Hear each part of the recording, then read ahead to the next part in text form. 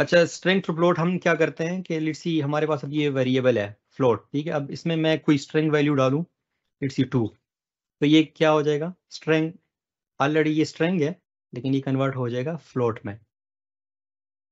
इस तरह से आपने कन्वर्ट करना है। फिर डबल का भी कर सकते हैं, डबल का नहीं सॉरी, बाकी एंड का कर सकते हैं। तो ये आपके पास क्या होगा, ये वैल्यू इंटीजर में कन्वर्ट हो जाएगी। अगर आप मैं इसको प्रिंट करना चाहूँ या यूज़ करना चाहूँ,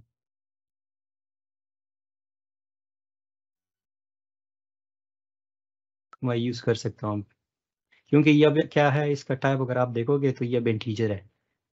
तो ये तरीका होता है, इसको हमने डिस्कस किया था कि कास्टिंग कैसे करते हैं। इस प्रोसेस को हम कहते हैं कास्टिंग। ये जो टू हम इस स्ट्रिंग से निकालते हैं या किसी सेंटेंस से निकालते हैं, इसको हम कहते हैं पर्सिंग। कास्टिंग और पर्सिंग में ये डिफरेंस। पर्सिंग ये है कि आप इससे निकालें स्ट्रिंग, आपके स्ट्रिंग है या कोई डाटा है उसमें से आप पर्स करें। कास्टिंग ये है कि अब आप इसको क्या कर लें, कन्वर्ट कर लें इसमें।